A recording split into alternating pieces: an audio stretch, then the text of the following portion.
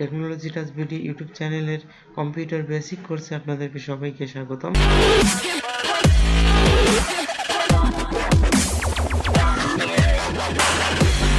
তো ভিউয়ার্স, আজকে আমরা শিখব কম্পিউটারে কিভাবে স্ক্রিনের ব্রাইটনেস কন্ট্রাস্ট কমানো বাড়ানো যায়।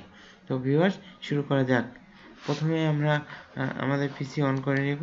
পিসি অন করে নিয়ে আমাদের সেকেন্ড কাজ হচ্ছে স্টার্ট মেনুতে ক্লিক করা, এবং স্টার্ট মেনুতে থেকে আমরা সরাসরি চলে যাব সেটিংস অপশনে।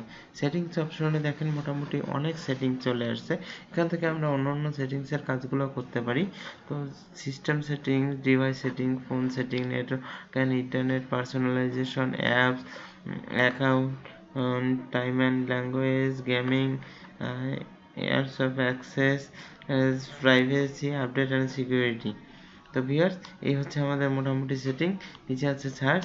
তো আমাদেরকে কম্পিউটার ব্রাইটনেস অ্যাডজাস্ট করার জন্য অবশ্যই সিস্টেম সেটিংসে যেতে হবে। তো সিস্টেম সেটিংসের মধ্যে আমরা অনেক সেটিং দেখতে পারতেছি।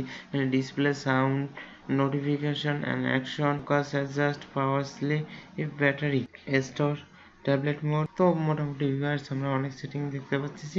আমরা যেহেতু ব্রাইটনেস সেটিং করব, সেক্ষেত্রে আমাদেরকে যেতে হবে ডিসপ্লেতে। তো আমরা ডিসপ্লেতে ক্লিক করি।